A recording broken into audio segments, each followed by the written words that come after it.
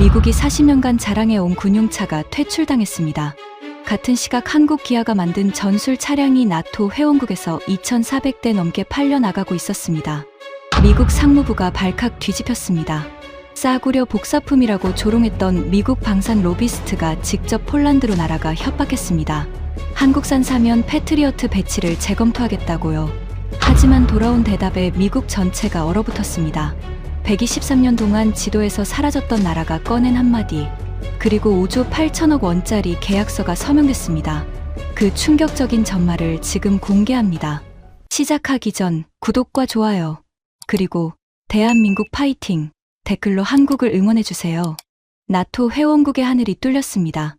러시아에서 발사된 군용 드론 38기가 벨라루스 상공을 넘어 폴란드 영공으로 쏟아져 들어왔어요.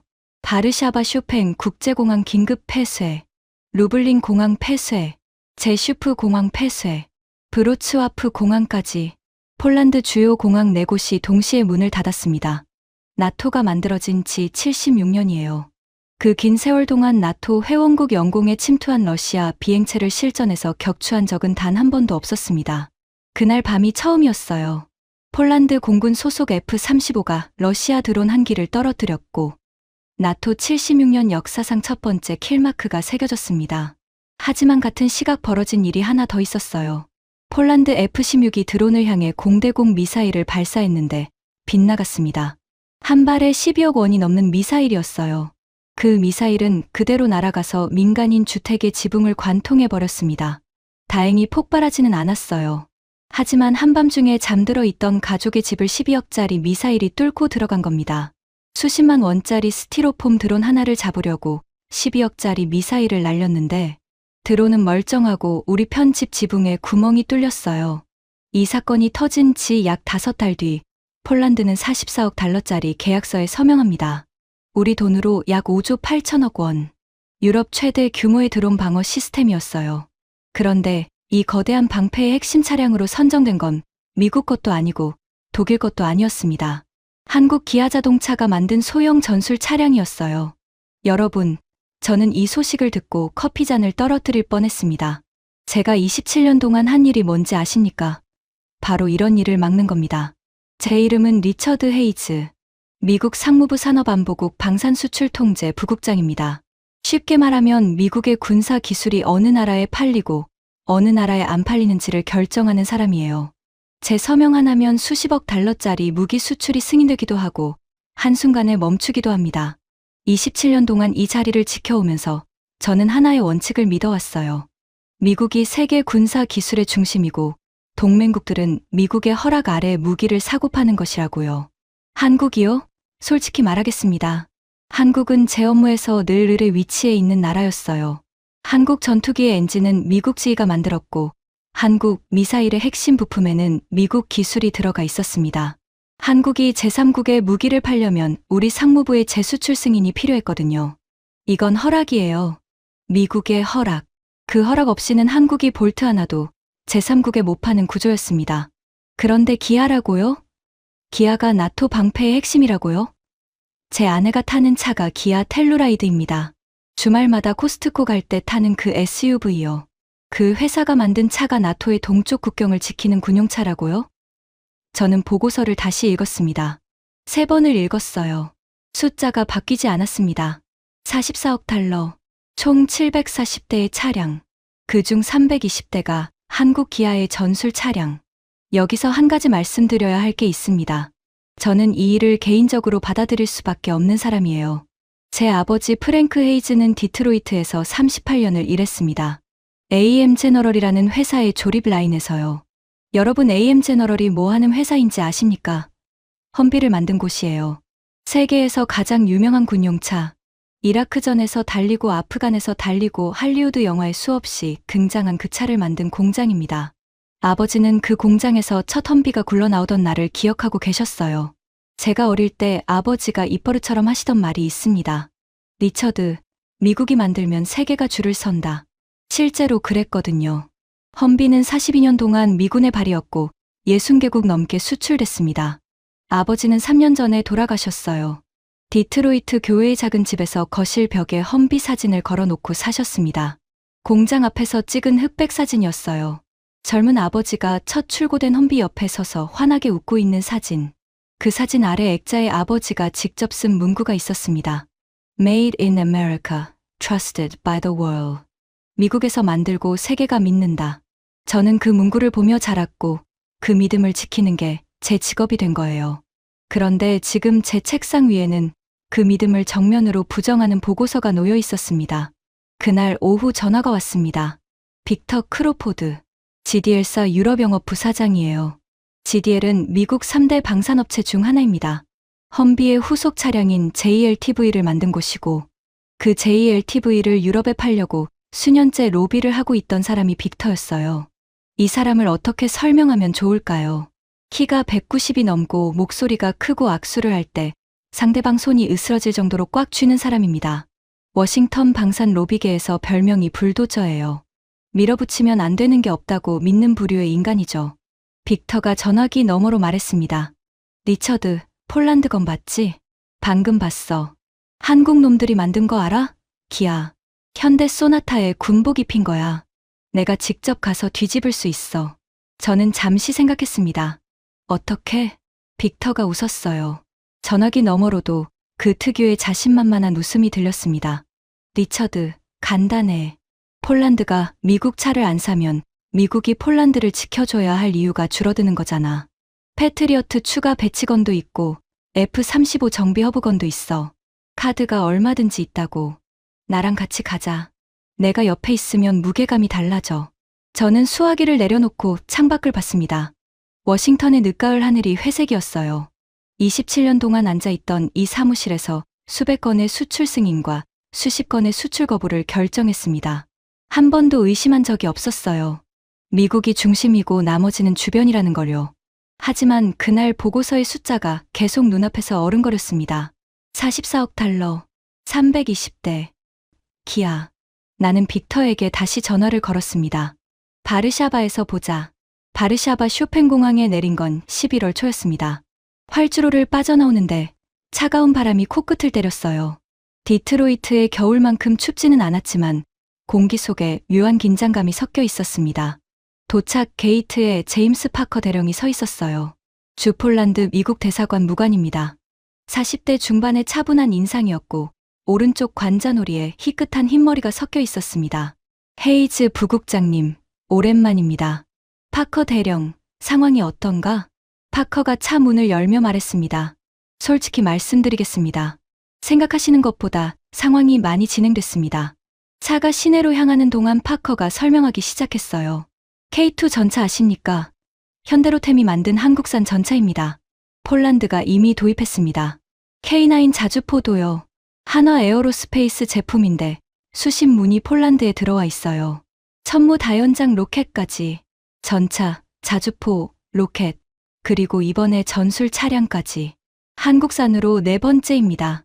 저는 차 창밖을 바라봤습니다. 바르샤바 시내의 건물들이 스쳐 지나가고 있었어요. 전차까지 한국산이라고? 네. 왜 아무도 안 막았어? 파커가 잠시 침묵했습니다. 그리고 조심스럽게 말했어요. 막을 수 없었습니다. 한국이 내놓은 조건을 미국도 유럽도 맞출 수가 없었거든요. 가격이 절반인데 납기는 3배 빠릅니다. 유럽 무기는 주문하면 3년을 기다려야 해요. 한국은 6개월 안에 실물을 보내줬습니다. 6개월? 러시아가 옆에서 전쟁을 하고 있는 나라한테 3년 기다리라고 하면 그게 통하겠습니까? 대답하지 못했습니다. 파커의 말이 맞았어요. 러시아와 우크라이나 전쟁이 3년째 계속되고 있었고 폴란드는 바로 그 전쟁의 옆집이었습니다. 옆집에 불이 났는데 소화기를 3년 뒤에 배달해 준다고 하면 누가 기다리겠어요. 폴란드 국방부 건물은 바르샤바 시내 중심가에 있었습니다. 회색 돌벽에 폴란드 국기가 걸려 있었고 입구에 무장한 헌병 2명이 서 있었어요. 안내를 받아 3층 회의실로 올라갔습니다. 문을 열고 들어가는데 긴 탁자 건너편에 한 사람이 앉아 있었어요. 카롤 비엔코프스키, 폴란드 국방부 군수조달국장이었습니다.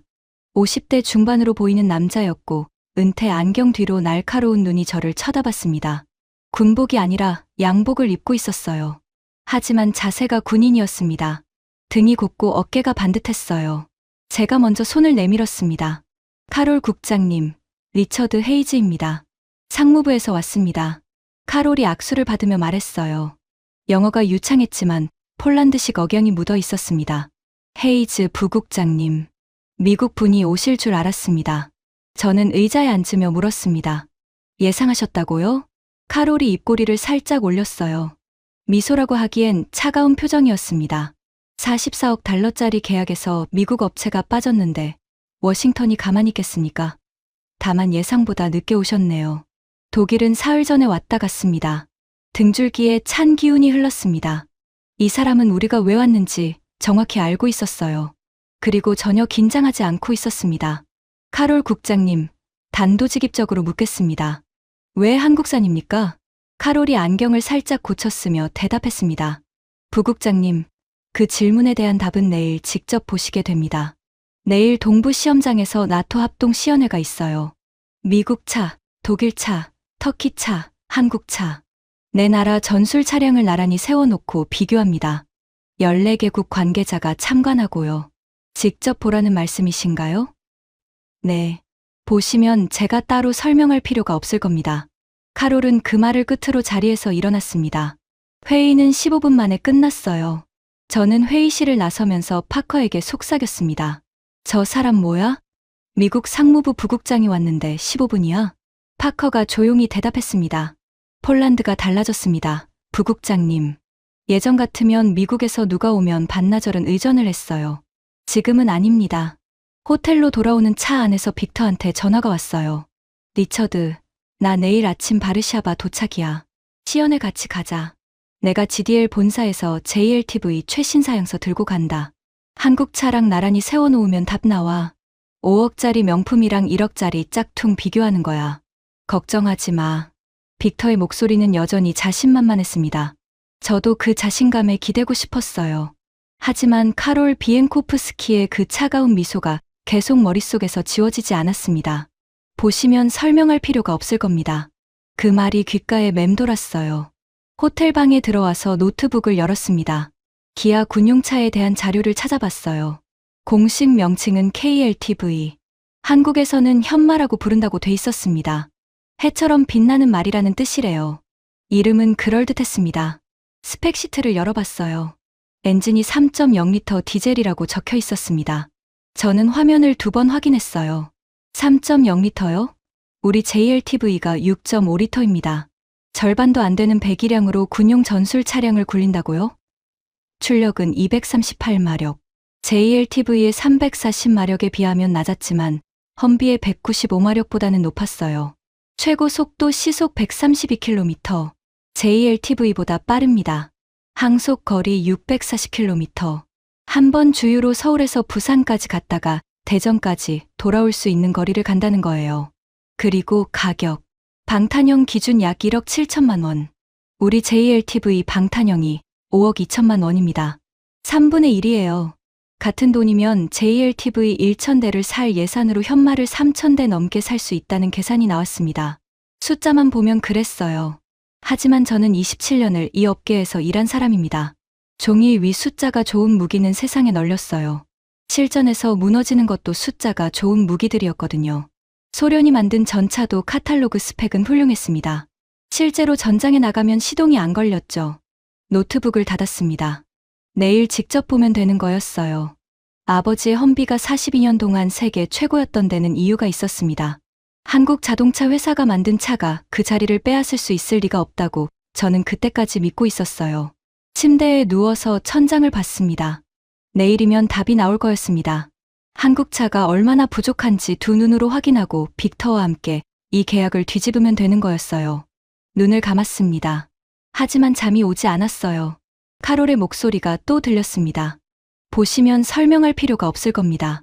그 말투에는 자신감이 아니라 확신이 담겨 있었어요.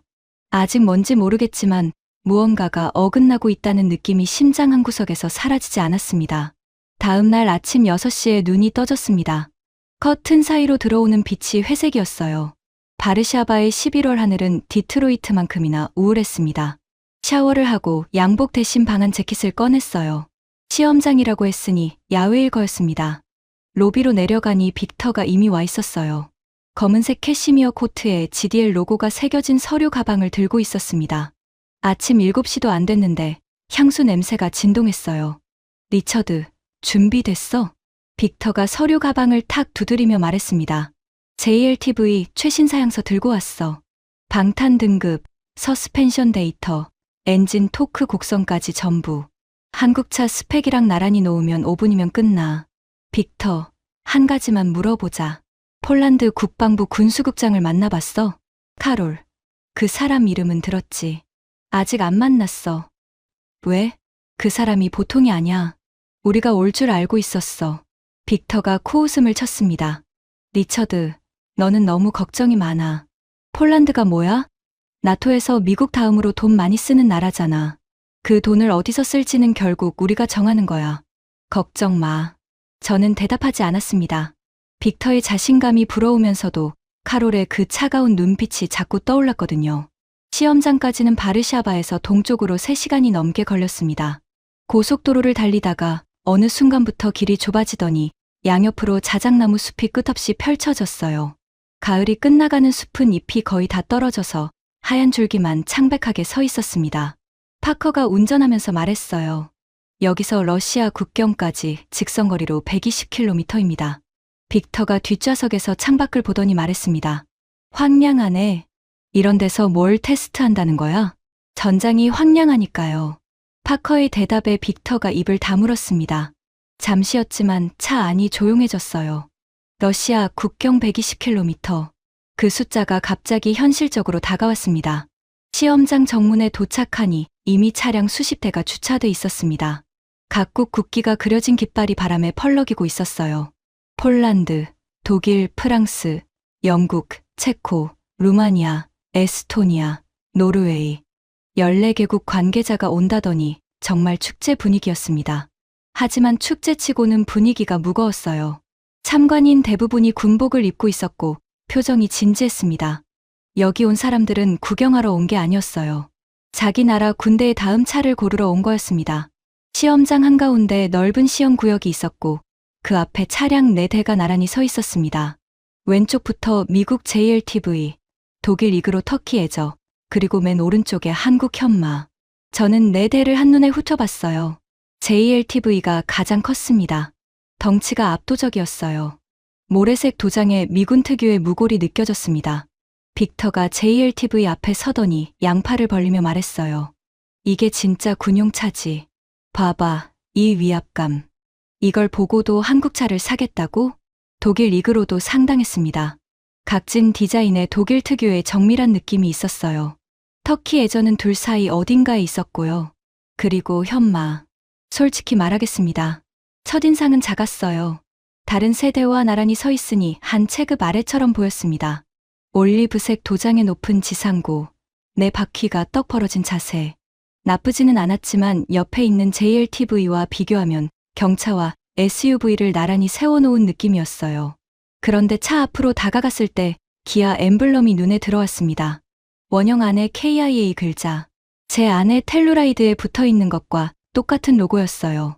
그 로고가 군용 전술 차량 위에 올라가 있었습니다. 빅터가 옆에서 킥킥거렸어요. 리처드, 저거 봐. 저 로고 봐. 내 아들 놈이 모는 소렌토에 붙어있는 거랑 똑같잖아. 저걸 군용차라고 내놓은 거야? 주변에 있던 몇몇 관계자들이 빅터를 쳐다봤습니다. 빅터는 목소리를 줄일 생각이 전혀 없었어요. 시연이 시작됐습니다. 첫 번째는 기동 시험이었어요. 코스가 보이더군요. 급경사 등판, 사선 주행, 침수로 통과, 비포장 고속 주행. 네 구간을 차례로 통과하는 겁니다. 순서는 추첨이었는데 JLTV가 첫 번째, 현마가 4번째로 뽑혔어요. 빅터가 주먹을 쥐었습니다. 좋아, 우리가 먼저야. 기준을 세워놓으면 뒤에 나오는 놈들은 비교될 수밖에 없어. JLTV가 출발했습니다. 6.5리터 디젤 엔진이 포효하듯 울렸어요. 소리만으로는 압도적이었습니다. 급경사에 진입했는데 무거운 차체가 힘으로 밀어붙이며 올라갔어요. 중간에 바퀴가 두어 번 헛돌면서 차체가 좌우로 흔들렸지만 결국 꼭대기에 도달했습니다. 침수로 구간에서 문제가 생겼어요. 물속으로 들어가는 순간 엔진음이 확 낮아졌습니다. 기침하듯 뚝뚝 끊기는 소리가 들렸고 배기구에서 검은 연기가 올라왔어요. 물 밖으로 나오긴 했지만 나온 직후 잠시 멈칫했습니다. 관중석에서 누군가가 태블릿에 뭔가를 적는 게 보였어요. 비포장 고속 구간에서는 차체 전체가 덜컹거렸습니다. 2.7톤이 넘는 무게가 울퉁불퉁한 길 위에서 통통 튀는 게 맨눈으로 보였어요. 전체 완주 시간 7분 42초. 독일 이그로점 급경사는 무난하게 올랐지만 침수로에서 수심이 깊어지자 속도를 확 줄였습니다. 조심조심 건넜어요. 독일답게 안전하게 갔지만 시간이 오래 걸렸습니다. 비포장에서는 JLTV보다 안정적이었지만 속도 자체가 느렸어요. 완주 시간 8분 15초. 터키 애저. 나쁘지 않았습니다. 하지만 급경사 중간에서 한번 멈칫했고 침수로 통과 직후 경고등이 한번 깜빡였어요. 7분 58초. 그리고 현마. 출발선에 선 현마를 보는데 솔직히 좀 안 됐다는 생각이 들었습니다. 앞에 나간 세대에 비해 확실히 작았거든요. 빅터가 팔짱을 끼고 웃으며 말했어요. 저거 보다가 졸리면 깨워줘. 현마가 출발했습니다. 3.0리터 디젤 엔진의 소리는 JLTV의 포효에 비하면 조용했어요. 하지만 급경사에 진입하는 순간 뭔가 달랐습니다. 네 바퀴가 각각 따로 움직이면서 눈 덮인 비탈을 물어뜯듯 올라갔어요. 바퀴가 한 번도 헛돌지 않았습니다. JLTV가 좌우로 흔들리면서 올라갔던 같은 경사를 현마는 직선으로 올라갔어요. 마치 레일 위를 달리는 것처럼요. 꼭대기에 도착해서 멈추는 것까지 한 호흡이었습니다. 침수로 현마가 물속으로 들어갔어요. 네 바퀴가 완전히 잠겼고 차체 하부까지 물에 잠겼습니다. 엔진음이 바뀌지 않았어요. JLTV처럼 기침하는 소리가 없었습니다. 그대로 밀고 나갔어요. 물 밖으로 나온 현마의 차체에서 물이 폭포처럼 쏟아졌고 속도를 줄이지 않고 바로 다음 구간으로 넘어갔습니다. 비포장 고속 구간. 여기서 저는 눈을 의심했습니다. JLTV가 통통 튀며 달렸던 같은 길을 현마가 달리는데 차체가 거의 흔들리지 않았어요.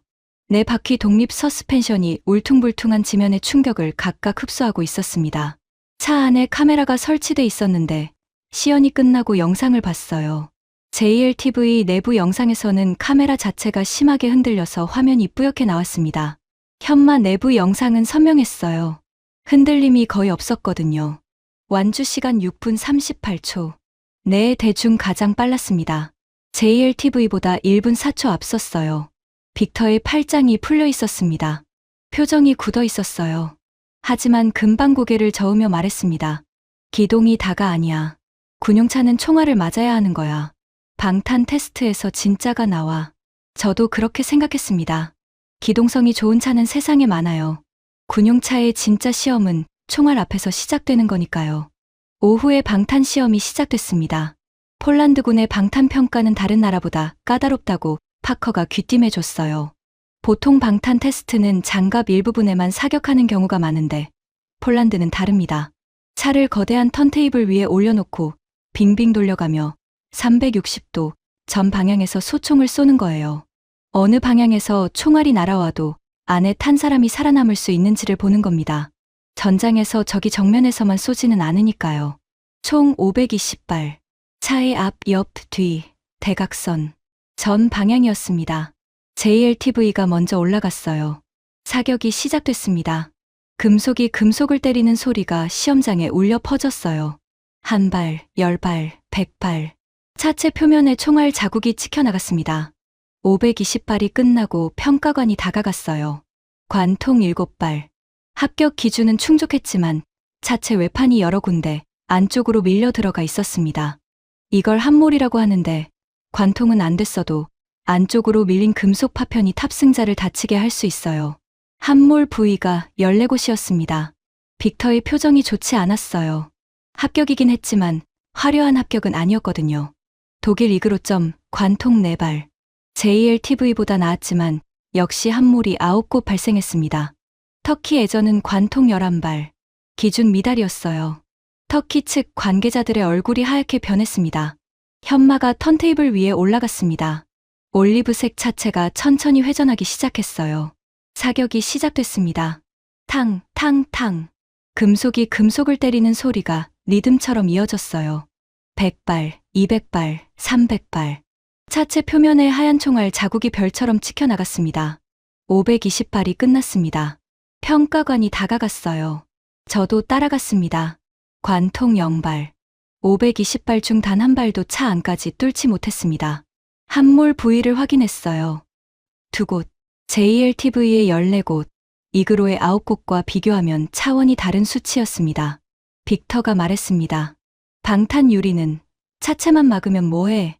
유리가 깨지면 끝이잖아. 방탄 유리 시험이 추가로 진행됐어요. 소총탄 3발을 전면 유리에 집중 사격했습니다. JLTV의 유리에 거미줄 모양 균열이 퍼지면서 3발째의 내부 코팅이 벗겨졌어요. 현마의 유리는 3발을 맞고도 균열이 한쪽에만 집중됐고 내부 코팅이 유지됐습니다. 빅터가 아무 말도 하지 않았어요. 하지만 그 다음에 벌어진 일이 저를 진짜로 흔들어 놓았습니다. 시험이 끝나고 각 업체 관계자들이 자기 차량 앞으로 갔어요. GDL팀은 JLTV 옆에서 악수를 나누고 있었습니다. 합격이야. 수고했어 하는 분위기였죠. 독일팀도 비슷했어요. 서로 등을 두드리며 웃고 있었습니다. 한국 쪽을 봤습니다. 기아 엔지니어 4명이 현마 앞에 쪼그리고 앉아 있었어요. 520발의 총알 자국 하나하나를 손전등으로 비추며 사진을 찍고 있었습니다. 줄자로 함몰 깊이를 재고 노트에 뭔가를 적고 있었어요. 저는 다가가서 물었습니다. 관통 0발이면 완벽한 거 아닙니까? 뭘 더 보는 겁니까? 통역을 통해 돌아온 대답이 이랬습니다. 함몰이 2곳 발생했습니다.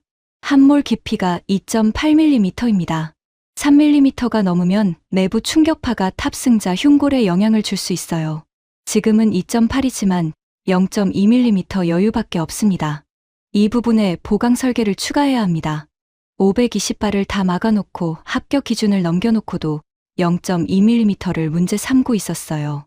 저는 27년 동안 방산업계에서 일하면서 합격한 뒤에 불합격 기준을 자기가 만들어서 스스로를 검증하는 업체는 본 적이 없었습니다. 우리 미국 업체들은 합격하면 샴페인을 터뜨려요. 이 사람들은 합격해놓고 현미경을 들이대고 있었습니다. 파커가 옆에서 조용히 말했어요. 부국장님, 이게 폴란드가 한국을 선택한 이유 중 하나입니다. 저는 대답하지 못했습니다. 뭔가가 가슴 안쪽에서 불편하게 움직이고 있었어요. 인정하고 싶지 않았지만 이건 내가 예상했던 그림이 아니었습니다. 그날 저녁이었습니다. 시험장 인근의 작은 호텔로 돌아왔어요. 빅터가 저를 밭 쪽으로 끌고 갔습니다. 위스키를 2잔 시키더니 한 잔을 제 앞에 밀었어요. 리처드, 오늘 본 건 잊어. 기동이고 방탄이고 시험장에서 잘 달리는 건 아무 의미 없어. 진짜 게임은 정치야. 무슨 뜻이야? 빅터가 목소리를 낮추며 말했습니다. 내일 카롤 비엔코프스키를 만난다. 단독 면담을 잡았어. 어떻게? 내가 누군데? GDL 유럽영업 부사장이야. 폴란드 국방부에 인맥이 없을 것 같아? 내일 아침에 만나기로 했어. 빅터가 위스키를 한 모금 마시며 말했습니다. 리처드, 듣기 좋은 말로 하면 설득이고 솔직하게 말하면 경고야. 폴란드가 미국 차를 안 사면 미국이 폴란드를 지켜줘야 할 이유가 줄어드는 거잖아. 패트리어트 추가 배치도 있고 F-35 정비 허브건도 있어. 나토 동부전선 증강 계획도 미국 예산이 들어가야 하고. 그건 협박 아니야? 빅터가 정면을 봤습니다. 협박이 아니야. 현실이지. 미국이 이 동네 안보를 책임지고 있는데 그 미국의 방산업체를 걷어차면서 한국 놈들 차를 사겠다고? 그건 은혜를 모르는 거야. 저는 위스키를 마시지 않았습니다. 빅터의 말이 틀리지는 않았어요. 미국이 나토의 기둥인 건 사실이니까요. 하지만 오늘 시험장에서 본 게 자꾸 떠올랐어요. 520발을 다 막아놓고 0.2mm를 문제 삼던 엔지니어들. 침수로를 기침 한 번 없이 관통한 현마. 1분 4초. 그 차이가 머릿속에서 지워지지 않았습니다. 다음 날 아침 빅터가 폴란드 국방부로 갔습니다. 저도 동행했어요. 카롤 비엔코프스키가 같은 회의실에서 기다리고 있었습니다. 이번에는 양복이 아니라 군복 위에 점퍼를 걸치고 있었어요. 어제 시험장에 다녀온 것 같았습니다. 빅터가 자리에 앉자마자 서류 가방을 열었어요. JLTV 사양서를 탁자 위에 펼치며 말했습니다. 카롤 국장, 단도직입적으로 말하겠습니다. JLTV는 세계에서 가장 검증된 전술 차량입니다. 이라크에서 검증됐고 아프간에서 검증됐고 미 육군이 현재 운용 중입니다. 카롤이 서류를 한번 훑어보며 말했습니다. 크로포드 부사장님, 어제 시험장에 계셨나요? 아니요. 하지만 결과는 보고받았습니다. 그러셨군요. 카롤의 톤이 미묘하게 변했습니다. 직접 보지도 않은 사람이 와서 서류를 내밀고 있다는 뉘앙스였어요. 빅터가 개의치 않고 계속했습니다. 카롤 국장, 핵심은 이겁니다. 폴란드는 나토 동부전선의 최전방이에요. 그 최전방을 지키는 건 미국입니다. 패트리어트 미사일 배치, F-35 후속 지원, 연합훈련 예산. 이게 다 어디서 옵니까? 워싱턴에서 옵니다. 빅터가 탁자 위에 손가락으로 톡톡 두드리며 말했어요. 한국산 차를 사겠다는 결정이 워싱턴에서 어떻게 보일지 한번 생각해 보시죠. 미국이 안보를 제공하는 나라가 미국 방산을 걷어차고 한국 물건을 사겠다. 좋게 안 보일 겁니다. 패트리어트 추가 배치 일정이 재검토될 수도 있고 F-35 정비 허브 유치전에서도 불리해질 수 있어요. 저는 빅터 옆에 앉아서 카롤의 반응을 지켜보고 있었습니다. 카롤의 표정이 변하지 않았어요. 안경 너머 눈동자가 빅터를 응시하고 있었지만 감정이 읽히지 않았습니다. 빅터가 마지막 카드를 꺼냈어요.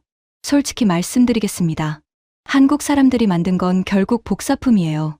싸구려 복사품. 미국 기술을 베끼고 미국 부품을 가져다가 조립한 거예요. 시험장에서 잘 달리는 건 인정합니다. 하지만 전장은 시험장이 아닙니다.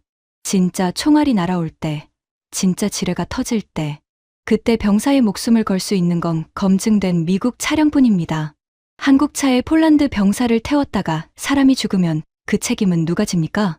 회의실에 침묵이 내려앉았습니다.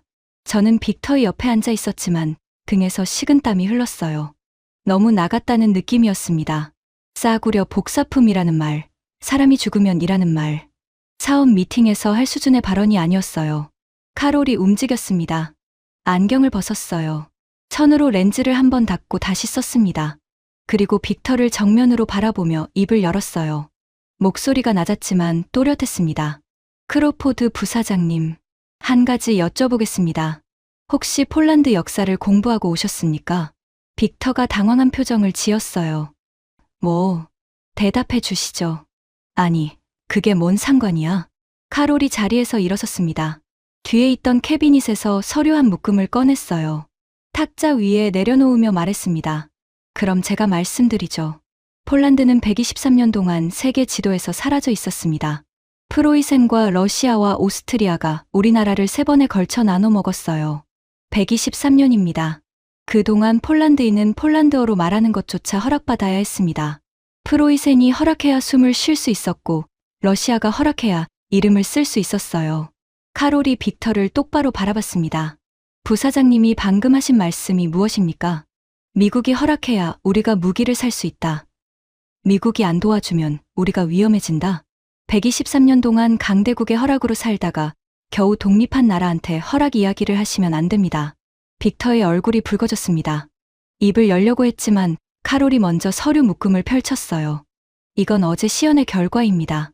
32개의 평가 항목 중 한국 현마가 27개 항목에서 1위를 차지했습니다. 기동성, 방탄 성능, 연비, 정비 용이성, 가격 대비 성능, 환경 적응력. JLTV가 1위를 한 항목은 5개입니다. 적재 중량, 견인력, 최대 출력, 방호 등급 최상위 옵션, 그리고 브랜드 인지도. 카롤이 브랜드 인지도라는 단어를 말할 때 살짝 힘을 줬어요. 브랜드 인지도가 총알을 막아줍니까? 부사장님. 빅터가 탁자를 탁 쳤습니다. 이건 기술 문제가 아닙니다. 정치적 결정이에요. 한국차를 사겠다는 건 미국과의 동맹에 금이 가는 겁니다. 카롤이 고개를 끄덕였어요. 맞습니다. 정치적 결정이에요. 잠깐 쉬었다가 말했습니다. 우리 국민 3,800만 명의 생존이라는 정치요. 러시아가 120km 밖에 있는 나라에서 병사 목숨은 정치가 아닙니다. 그건 존재의 문제예요. 카롤이 서류를 정리하며 마지막으로 말했습니다. 부사장님, 그리고 헤이즈 부국장님, 한 가지만 더 말씀드리겠습니다. 한국 현마의 엔진은 미국 부품이 들어가지 않습니다. 변속기도 한국산이에요. 서스펜션도 한국산이고 방탄 장갑도 한국산입니다. 미국의 재수출 승인이 필요한 부품이 단 하나도 없어요. 이 말이 무엇을 뜻하는지는 헤이즈 부국장님이 저보다 더 잘 아실 겁니다. 그 순간 제 심장이 한 박자 멈추는 느낌이었습니다. 미국 부품이 없다. 재수출 승인이 필요 없다. 이건 제가 27년 동안 쥐고 있던 카드가 무효라는 뜻이었어요. 한국이 무기를 팔 때 미국의 허락을 받아야 하는 이유는 한국 무기 안에 미국 부품이 들어가 있기 때문이었습니다. 그 부품 위에 미국의 수출 통제권이 걸려 있는 거예요. 그런데 현마에는 미국 부품이 없다. 그러면 제가 막을 수 있는 게 아무것도 없다는 뜻이었습니다. 제 서명이, 제 부서가, 제 27년이 이 차 앞에서는 아무 의미가 없었어요. 복도로 나왔습니다. 빅터가 벽에 등을 기대고 서 있었어요. 얼굴이 벌겋게 달아올라 있었습니다. 리처드, 저 인간이 미쳤어. 미국을 상대로 저렇게 나오다니. 저는 조용히 말했습니다. 빅터, 이건 미국을 상대로 나오는 게 아니야. 123년 동안 나라가 없었던 사람들이 더 이상 누구한테 허락을 구하지 않겠다는 거야. 뭐, 너까지 그쪽 편이야? 편이 아니야. 숫자를 보자는 거야. 32개 항목에서 27개를 이겼어. 520발 관통 0발이야. 가격은 3분의 1이야. 이걸 뒤집을 수 있는 논리가 뭐가 있어? 빅터가 저를 노려봤습니다. 3초쯤 침묵이 흘렀어요. 그리고 돌아서며 말했습니다. 정치로 뒤집으면 돼. 기술이 이기는 세상이 아니야, 리처드. 힘이 이기는 세상이야. 빅터가 복도를 걸어가는 뒷모습을 보면서 저는 생각했습니다. 27년 동안 저도 같은 말을 해왔거든요. 힘이 이기는 세상. 미국의 힘. 그런데 오늘 카롤 비엔코프스키가 보여준 건 다른 종류의 힘이었어요. 123년을 지도에서 지워졌던 나라가 가진 힘. 다시는 허락을 구하지 않겠다는 힘. 그 앞에서 미국의 방산 로비가 처음으로 벽에 부딪힌 거였습니다. 그날 오후 예정에 없던 일정이 잡혔습니다. 폴란드 육군 소령 에바 코발스카가 저에게 직접 브리핑을 하겠다고 연락이 온 거예요. SAM 프로젝트 드론 방어 시험평가 책임자였습니다. 카롤이 배려한 것 같았어요. 빅터에게는 따로 연락이 가지 않았습니다. 저한테만 온 거예요. 국방부 지하 1층의 보안 브리핑룸으로 안내받았습니다. 문을 열고 들어가니 30대 초반의 여성 장교가 서 있었어요. 단발머리에 안경을 쓰고 있었고 군복 위에 발표용 레이저 포인터를 들고 있었습니다. 헤이즈 부국장님, 에바 코발스카 소령입니다. 영어가 정확했어요. 억양이 거의 없었습니다. 코발스카 소령, 시간 내주셔서 감사합니다. 에바가 스크린을 켰어요. SAM 프로젝트의 전체 구성도가 떴습니다. 폴란드 동부 국경선을 따라 18개의 방공 배터리가 점처럼 찍혀 있었고 각 배터리에서 갈라진 화력 분대가 54개, 그리고 그 모든 것을 잇는 차량이 740대였습니다. 스크린 위의 숫자가 눈앞을 가득 채웠어요.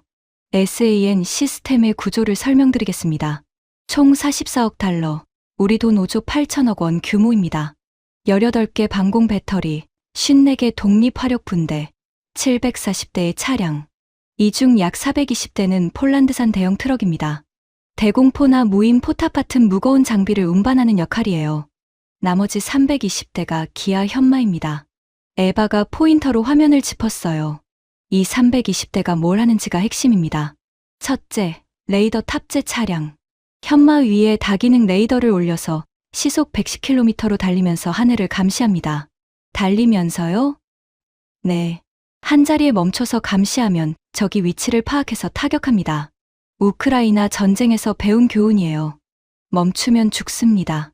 그래서 달리면서 탐지해야 합니다. 에바가 다음 슬라이드로 넘겼어요. 둘째, 전자전 차량.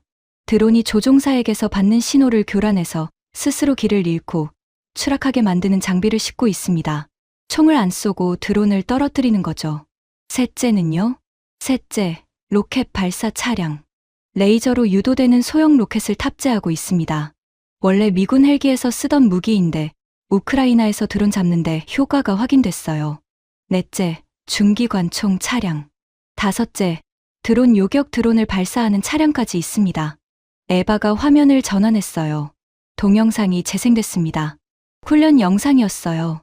현마 3대가 줄지어 달리고 있었습니다. 첫 번째 현마 위에 레이더가 회전하더니 알림음이 울렸어요. 드론 탐지. 바로 뒤따르던 두 번째 현마에서 전자전 장비가 가동됐습니다. 드론의 방향이 흔들리기 시작했어요. 그리고 세 번째 현마에서 소형 로켓이 발사됐습니다. 드론이 공중에서 폭발했어요. 탐지부터 격추까지 걸린 시간이 화면 오른쪽 구석에 표시돼 있었습니다. 17초.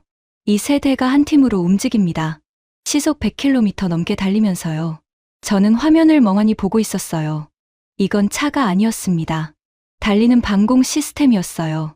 코발스카 소령, 질문 하나만 하겠습니다. JLTV로 같은 임무를 수행하면 어떻게 됩니까? 에바가 잠시 멈추더니 대답했어요. 같은 레이더 장비를 JLTV에 올리면 차량 총중량이 한계를 넘깁니다. 속도가 시속 65에서 70km까지 떨어져요. 현마의 시속 110km와 비교하면 40km 이상 차이가 납니다. 40km 차이가 전장에서 뭘 의미하죠? 에바가 저를 정면으로 쳐다봤어요. 병사의 목숨입니다. 드론이 분속 2km로 접근할 때 40km 속도 차이는 재배치 가능 여부를 결정합니다. JLTV는 드론이 경로를 바꾸면 따라가지 못해요. 현마는 따라갑니다. 브리핑이 끝나고 에바가 마지막 슬라이드를 보여줬어요. 현마의 변형 목록이었습니다. 현마는 같은 차체의 임무에 따라 장비를 바꿔 탑재합니다. 레이더 차량, 전자전 차량, 로켓 차량, 중기관총 차량, 정찰 차량, 통신 차량, 구급 차량, 박격포 차량, 총 14가지 변형이 있어요.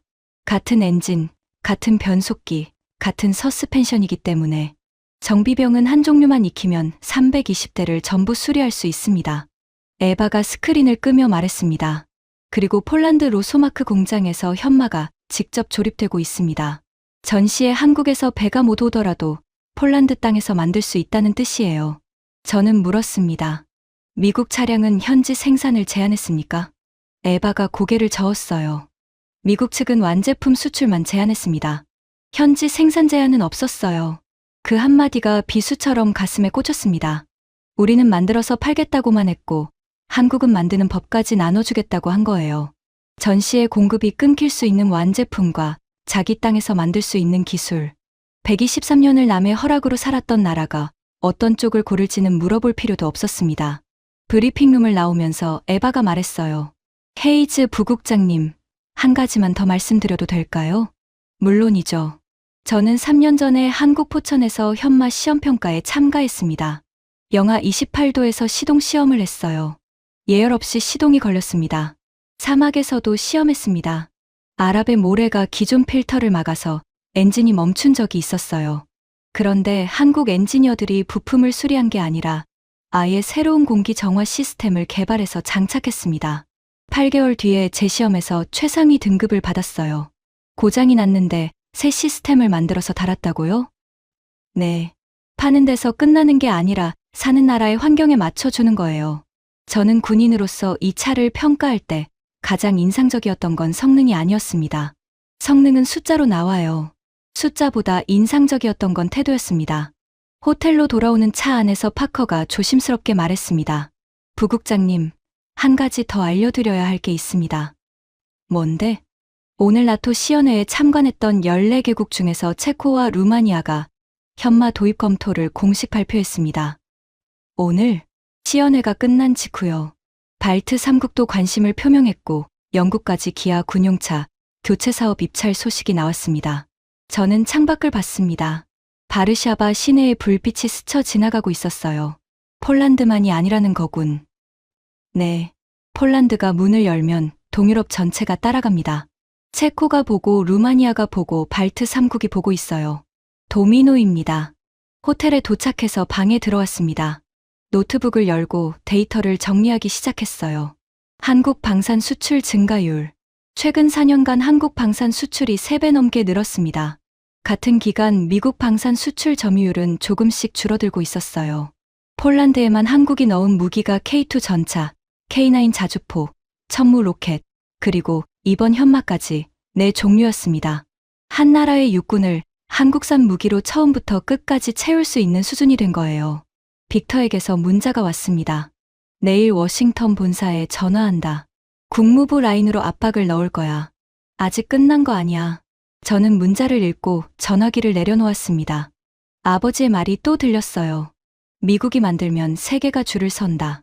그런데 지금 폴란드 앞에 줄을 서 있는 건 미국이 아니었습니다. 배기량 3.0리터짜리 한국 자동차 회사가 만든 차 앞에 14개 나라가 줄을 서기 시작한 거예요. 노트북 화면에 띄워놓은 숫자들을 봤습니다. 5조 8천억 원, 740대, 320대, 관통 영발, 시속 110km, 14개의 변형, 17초, 숫자 하나하나가 제가 27년 동안 믿어온 세계의 균열을 보여주고 있었습니다. 이건 폴란드만의 일이 아니었어요.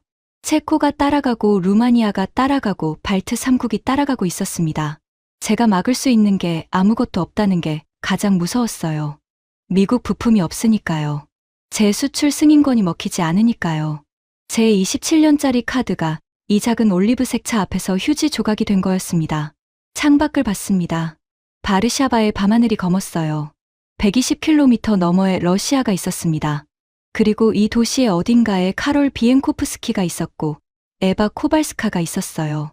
123년을 지도에서 지워졌던 나라의 사람들이 더 이상 누구의 허락도 구하지 않고 자기 나라의 하늘을 지킬 방패를 고른 거였습니다.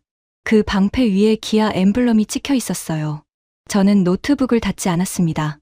숫자들을 계속 봤어요. 그리고 그날 밤 처음으로 보고서의 방향을 바꾸기 시작했습니다. 사흘이 지났습니다. 바르샤바에 머무는 동안 빅터는 매일 전화를 붙들고 있었어요. 워싱턴 본사, 국무부, 의회 군사위원회 보좌관까지 동원할 수 있는 라인을 전부 동원했습니다. 저는 그 사이에 혼자 움직였어요. 폴란드 방산 전시회장에 갔고 현마가 조립되고 있는 로소마크 공장 외부까지 가봤습니다. 공장 정문에 폴란드 국기와 한국 태극기가 나란히 걸려 있었어요. 그 두 깃발이 바람에 같은 방향으로 펄럭이고 있는 걸 보면서 한참을 서 있었습니다.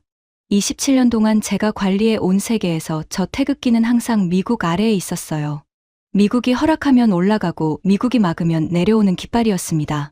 그런데 지금 저 태극기는 미국의 허락 없이 나토 회원국의 공장 위에 걸려 있었어요. 계약 서명식은 그 주 금요일이었습니다. 폴란드 국방부 본관 대회의실. 저는 참관인 자격으로 초대를 받았어요. 빅터는 오지 않았습니다. 전날 밤 호텔바에서 만났거든요. 빅터가 구석 자리에 혼자 앉아 있었어요. 캐시미어 코트를 의자에 걸쳐 놓고 위스키를 마시고 있었습니다. 넥타이가 풀려 있었어요. 처음 보는 모습이었습니다. 빅터 크로포드는 넥타이를 푸는 사람이 아니거든요. 빅터. 앉았습니다. 빅터가 위스키 잔을 돌리며 말했어요. 국무부가 움직이지 않았어. 의회도 마찬가지야. 다들 같은 말을 해. 폴란드가 한국차를 사는 건 막을 명분이 없다고. 명분이 없다? 미국 부품이 없으니까. 제 수출 통제 대상이 아니니까. 무역법상 제재 근거가 없다는 거야. 법적으로 막을 수 있는 게 아무것도 없어. 빅터가 위스키를 한 모금 마셨습니다. 리처드, 나 이 업계에서 22년이야. 처음이야. 한국 때문에 이렇게 된 건. 저는 아무 말도 하지 않았어요. 빅터를 미워할 수가 없었습니다. 이 사람도 자기 방식으로 미국을 지키려고 한 거였으니까요. 방법이 틀렸을 뿐이에요. 협박으로 막을 수 있는 시대가 끝났다는 걸 빅터는 아직 받아들이지 못하고 있었습니다. 내일 서명식 안 가? 빅터가 고개를 저었어요. 가서 뭘 해? 내가 진 걸 구경하러? 나는 내일 아침 비행기로 워싱턴 돌아간다. 빅터가 잔을 내려놓으며 말했습니다. 리처드, 한 가지만 말해줘. 내가 봤잖아. 저 한국차가 그렇게 대단한 거야? 진심으로. 저는 잠시 생각했습니다. 그리고 솔직하게 대답했어요. 빅터, 차가 대단한 게 아니야. 차 뒤에 있는 시스템이 대단한 거야. 520발을 막아놓고 0.2mm를 문제 삼는 엔지니어들. 고장나면 부품을 수리하는 게 아니라 새 시스템을 만들어서 다는 회사. 완제품만 팔겠다는 게 아니라 사는 나라 공장에서 직접 만들게 해주는 구조. 우리는 그런 걸 제안한 적이 없어. 빅터가 저를 봤습니다. 3초쯤 침묵이 흘렀어요. 그리고 돌아서며 위스키를 마저 마셨습니다. 이건 시작일 뿐이야. 아직 끝난 거 아냐? 하지만 그 목소리에 힘이 없었어요. 불도저라는 별명이 무색하게 빅터의 어깨가 처져 있었습니다. 다음 날 아침, 폴란드 국방부 대회의실. 높은 천장에 샹들리에가 달려 있었고 양쪽 벽에 폴란드 역대 영웅들의 초상화가 걸려 있었습니다. 정면에 긴 테이블이 놓여 있었고 그 위에 서명할 문서가 가지런히 놓여 있었어요. 폴란드 국방부 장관, 참모총장, 그리고 사업을 수주한 컨소시엄 대표들이 앞줄에 앉아 있었습니다. 저는 참관석 맨 뒷줄에 앉았어요. 폴란드 총리가 연단에 섰습니다. 회의실이 조용해졌어요. 오늘 우리는 역사적인 결정을 공식화합니다. SAM 프로젝트 44억 달러.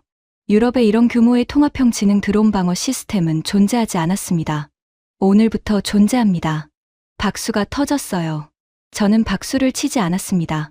칠 수가 없었어요. 서명이 시작됐습니다. 한 사람씩 테이블 앞으로 나가 문서에 서명했어요. 카롤 비엔코프스키가 군수국장으로서 폴란드 측 실무 서명을 했습니다. 펜을 내려놓고 돌아서는 카롤의 얼굴에 감정이 스쳤어요. 웃음이 아니었습니다. 안도였어요. 123년을 지도에서 지워졌던 나라의 관료가 자기 나라를 지킬 방패에 서명한 순간의 안도. 그 표정을 보는데 목이 뜨거워졌습니다. 저는 미국 사람이에요. 미국의 이익을 지키러 온 사람입니다. 그런데 이상하게도 카롤의 그 안도감이 마음에 와닿았어요. 나라를 지키고 싶다는 마음 앞에서는 국적이 의미가 없었습니다. 서명식이 끝나고 사람들이 빠져나가기 시작했어요. 저는 자리에서 일어나지 않고 앉아 있었습니다. 그때 카롤이 제 쪽으로 걸어왔어요. 참관석 뒷줄까지 일부러 온 거였습니다. 헤이즈 부국장님, 카롤 국장님, 축하드립니다. 카롤이 제 옆 의자에 앉았어요. 부국장님, 한 가지 오해가 없으셨으면 합니다. 무슨 오해요? 우리는 미국을 적으로 만들려는 게 아닙니다. 폴란드는 나토 회원국이고 미국은 우리의 가장 중요한 동맹입니다. 패트리어트도 필요하고 F-35도 필요해요. 그건 변하지 않습니다. 카롤이 잠시 멈추었다가 말했습니다. 다만 우리 병사들의 목숨을 누군가의 사업 이익보다 앞에 둔 것뿐입니다. 32개 항목에서 27개를 이긴 차를 두고 정치적 이유로 5개를 이긴 차를 살 수는 없었어요. 그건 병사들에 대한 배신이니까요. 저는 대답하지 못했습니다. 목이 막혔어요. 카롤이 일어서며 마지막으로 말했습니다. 부국장님이 워싱턴에 돌아가서 쓸 보고서가 있다면 이것만 적어 주십시오. 폴란드는 미국을 버린 것이 아니라 병사를 선택한 것이라고. 카롤이 돌아간 뒤 저는 한참을 앉아 있었어요. 회의실에 사람이 거의 빠져나간 뒤에야 일어났습니다. 복도로 나오는데 에바 코발스카 소령이 기다리고 있었어요. 헤이즈 부국장님, 내일 로소마크 공장에서 첫 현마 조립 라인이 가동됩니다. 보시겠습니까? 저는 잠시 망설였습니다. 아니요. 저는 내일 돌아가야 합니다. 보고서를 써야 하니까요. 에바가 물었어요. 어떤 보고서요? 진실을 쓰는 보고서요. 에바가 살짝 미소 지었습니다. 카롤의 차가운 미소와는 다른 따뜻한 미소였어요. 부국장님, 저는 군인입니다. 군인은 정치를 모릅니다. 하지만 한 가지는 압니다. 진실을 쓰는 보고서가 가장 오래 남는다는 거요. 에바가 경례를 하고 돌아갔습니다. 짧은 단발머리가 복도의 형광등 아래서 흔들렸어요. 30대 초반의 젊은 장교. 러시아 국경에서 120km 떨어진 곳에서 드론을 막는 방패를 시험하는 사람. 그 사람의 목숨이 제가 쓸 보고서 위에 놓여 있었습니다. 다음 날 아침 바르샤바 공항. 출국장으로 가는 길에 면세점 옆을 지나가는데 TV가 켜져 있었어요. 폴란드 뉴스였습니다. 폴란드어를 못 알아들었지만 화면에 뜬 영상은 알아볼 수 있었어요. 현마가 달리고 있었습니다. 폴란드 동부의 어딘가를 질주하는 올리브색 전술 차량. 차 위에 레이더가 돌아가고 있었고 뒤를 따르는 차량에서 로켓이 발사되는 장면이 나왔습니다. 화면 하단에 자막이 떴어요. 영어 동시 자막이 한 줄 보였습니다. Poland's new shield against the drone. 폴란드의 새로운 드론 방패. 그 방패의 화면 한 구석에 기아 엠블럼이 선명하게 찍혀 있었습니다. 비행기에 올랐습니다. 워싱턴까지 9시간. 좌석에 앉아서 노트북을 열었어요. 보고서를 쓰기 시작했습니다. 보고서 제목 나토 경전술 차량 시장의 구조적 전환 미국 방산 수출 통제의 한계와 대안. 서론을 쓰다가 멈췄습니다. 27년 동안 이런 제목의 보고서를 쓸 줄은 몰랐어요. 미국 방산의 한계라니.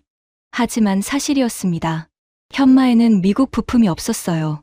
제 서명이 필요한 부품이 단 하나도 들어가 있지 않았습니다. 가격은 미국 차의 3분의 1이었고 방탄 성능은 미국 차를 넘었어요. 기동성은 비교가 안 됐고 현지 생산까지 제한했습니다. 정치적 압박으로 막으려 했지만 법적 근거가 없었어요. 이건 제 부서의 패배가 아니었습니다. 미국 방산 생태계 전체의 구조적 문제였어요. 보고서를 쓰면서 아버지 생각이 났습니다. 디트로이트 AM 제너럴 공장에서 38년을 일한 프랭크 헤이즈. 첫 험비가 공장에서 굴러나오던 날 환하게 웃던 아버지. 미국이 만들면 세계가 줄을 선다. 아버지의 그 말이 틀린 건 아니었어요. 42년 동안 맞는 말이었습니다. 험비가 60개국에 팔렸고 미군의 발이 되어 주었고 세계 최고였어요. 하지만 세계가 바뀌었습니다. 폴란드는 123년을 지도에서 사라져 있었습니다. 겨우 37년 전에 진짜 독립을 되찾은 나라예요. 그 나라의 하늘이 뚫렸을 때, 12억짜리 미사일이 민가 지붕에 꽂혔을 때 그들이 필요했던 건 미국의 위신이 아니었어요. 병사의 목숨을 지킬 수 있는 가장 좋은 도구였습니다. 520발을 막아내고 0.2mm를 문제 삼는 엔지니어가 만든 차. 시속 110km로 달리면서 드론을 잡는 차. 가격은 3분의 1이고 사는 나라의 공장에서 직접 만들 수 있게 해주는 차. 그 차를 만든 나라가 한국이었고 그 차를 만든 회사가 기아였습니다. 노트북 옆에 놓아둔 지갑에서 사진 한 장을 꺼냈습니다. 아버지가 돌아가시기 전 마지막으로 함께 찍은 사진이에요. 디트로이트 교회 집 거실에서 찍은 건데 아버지 뒤로 벽에 걸린 험비 사진이 보입니다. Made in America, Trusted by the World. 저는 보고서의 마지막 문단을 썼습니다. 아버지가 만든 험비는 42년 동안 세계 최고였습니다. 아버지가 조립 라인에서 한 땀 한 땀 만든 그 차는 이라크의 모래 위를 달리고 아프간의 산길을 오르고 60개국의 병사들을 지켜줬어요. 아버지의 손이 만든 것입니다. 그건 아무도 부정할 수 없어요. 하지만 세계가 바뀌었습니다. 지금 나토의 동쪽 국경을 달리는 건 아버지의 험비가 아니라 한국 기아가 만든 작은 전술 차량입니다. 그 차의 등 위에 레이더가 돌아가고 전파방해 장비가 신호를 끊고 로켓이 하늘을 향합니다. 520발의 총알에도 사막의 모래에도 영하 28도의 추위에도 멈추지 않았던 그 차가 지금 이 순간에도 누군가의 하늘을 지키고 있어요. 보고서에 이 문장을 쓸 수는 없었습니다. 공식 문서에 개인 감정을 담을 수는 없으니까요. 하지만 저는 이 문장을 따로 저장했어요. 아버지에게 보내는 편지로요. 보내지 못할 편지. 아버지는 미국이 만들면 세계가 줄을 선다고 하셨죠. 아버지가 틀린 게 아닙니다. 다만 지금은 줄을 서는 곳이 달라진 겁니다. 체코가 줄을 서고 있고 루마니아가 줄을 서고 있고 발트 3국이 줄을 서고 있어요. 영국까지 줄을 서기 시작했습니다. 그 줄의 맨 앞에 기아, 엠블럼이 붙은 올리브색 차가 서 있어요. 비행기가 대서양 위를 날고 있었습니다. 창밖은 캄캄했어요. 아래에 바다가 있을 거였지만 보이지 않았습니다. 제 머릿속에는 숫자들이 맴돌고 있었어요. 5조 8천억 원, 320대, 관통 0발, 시속 110km, 17초, 32개 항목 중 27개 1위, 14개국 참관, 체코, 루마니아, 발트 3국, 그리고 0.2mm. 노트북을 닫았습니다. 눈을 감았어요. 카롤의 마지막 말이 들렸습니다. 폴란드는 미국을 버린 것이 아니라 병사를 선택한 것입니다. 에바의 말도 들렸어요. 진실을 쓰는 보고서가 가장 오래 남습니다. 그리고 아버지의 말. 미국이 만들면 세계가 줄을 선다. 세 사람의 말이 비행기 엔진 소리 위에 겹쳐졌습니다. 그리고 저는 깨달았어요. 아버지의 말도 맞고 카롤의 말도 맞고 에바의 말도 맞다는 거요. 다만 세계는 하나의 답만 기다리지 않는다는 거요. 미국이 만들면 세계가 줄을 서던 시대가 있었고 지금은 가장 좋은 것을 만드는 곳에 세계가 줄을 서는 시대가 된 것뿐입니다. 그리고 지금 그 줄의 맨 앞에 한국이 서 있었어요. 여러분, 기아의 군용차 역사는 생각보다 깁니다. 전신인 아시아 자동차 시절부터 군용 지프를 만들어 왔어요.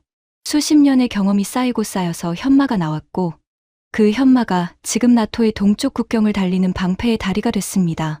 K2 전차가 수조 원짜리 대형 계약의 간판이라면 현마는 조용히 2,400대를 넘기며 유럽 군대의 일상이 되어 가고 있어요.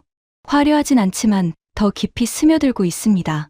물론 갈 길이 남아 있습니다. 폴란드의 기술 이전 요구는 점점 강해지고 있고 유럽 내부의 정치적 변수도 만만치 않아요. 장밋빛만 펼쳐져 있는 건 아닙니다. 하지만 큰 그림에서 보면 러시아가 옆에 있는 한 폴란드는 계속 무장할 거예요. 방향 자체가 바뀌진 않을 겁니다. 나토의 동쪽 국경선을 따라 한국산 바퀴가 줄지어 달리고 있습니다. 전차도 미사일도 아닌 기아 자동차가 만든 작은 전술 차량. 그 차의 등 위에서 레이더가 돌아가고 전파방해 장비가 신호를 끊고 로켓이 하늘을 향합니다. 520발의 총알에도 사막의 모래에도 영하 28도의 추위에도 멈추지 않았던 그 차가 지금 이 순간에도 누군가의 하늘을 지키고 있어요. 오늘 이야기가 마음에 남으셨다면 대한민국 파이팅이라고 댓글 하나만 남겨주세요. 감동날 닿습니다. 감사합니다.